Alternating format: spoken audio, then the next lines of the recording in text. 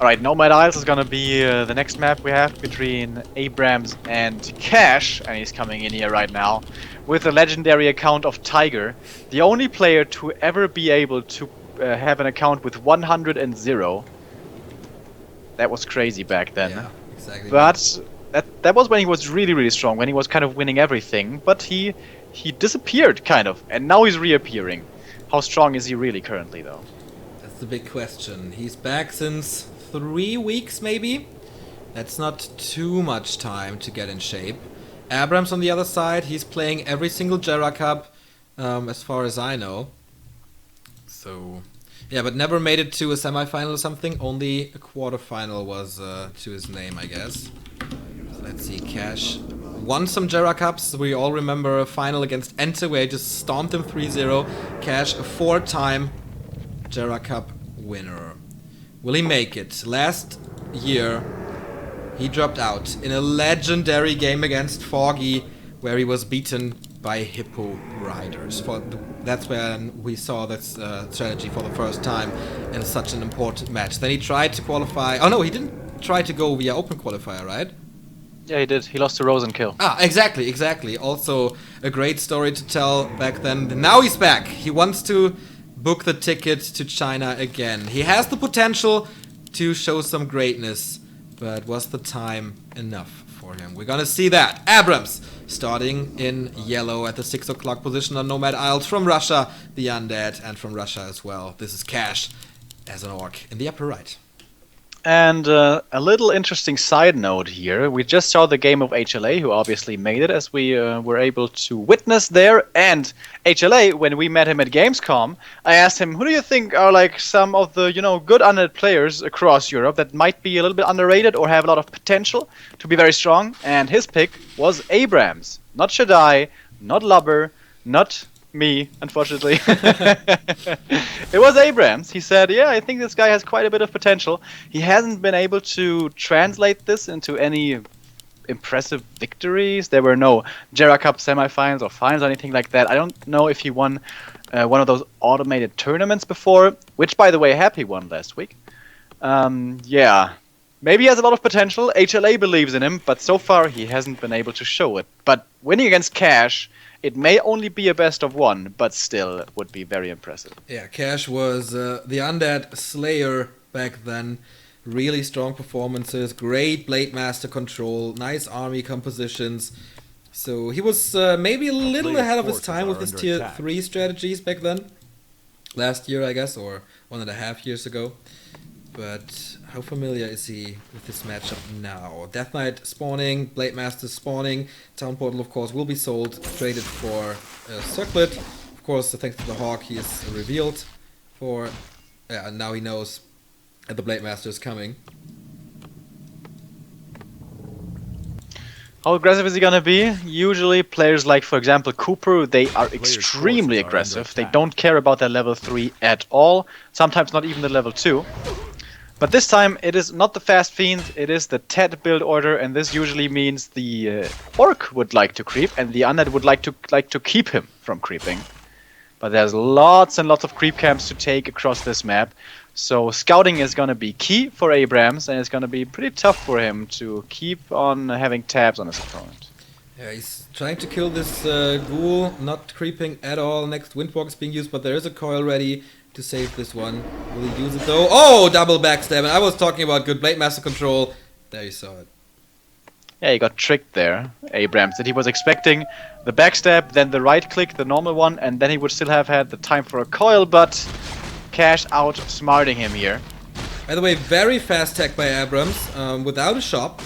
Yeah, and I just noticed, as you say, without the shop, that was not a Ted BO. He's actually going for ghouls and DK, and as you say, the delayed shop. There's this undead from Germany who oftentimes plays without a shop. It's so weird in Ido. so many matchups. It's Ido. Yeah. Ido, if he's watching right now, must have a smile on his face. And we will see him later. He is also still in the race, and he was really good in the past couple of weeks in Jera Cups. He's playing an undead mirror, right? Later. Yeah, versus. Oh, I forgot. Hey, it's gonna be lots of destroyers. I know Ito's playstyle. Late game, destroyers only. That's nice. So cancer to play against. T2 tech almost finished, and Cash is slightly behind. Didn't accomplish too much here. Look at this Blade Master, only 2 kills.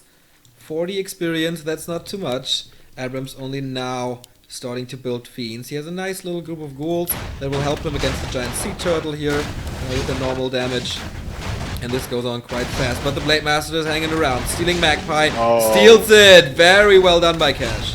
And that is such a big deal, especially considering how low and experienced both players still are. Look at the blocks coming from the grunts. We're used to seeing it against Fiends, which is a lot easier, but he's doing it even here against the ghouls. Doesn't get the kill in the end, but the Blade Master has the boots, a lot of chasing potential. There's no unholy aura just yet. As I said, both heroes still level 1, and the circle on the Blade Master making him still so strong. Oh, the DK being blocked, almost surrounded.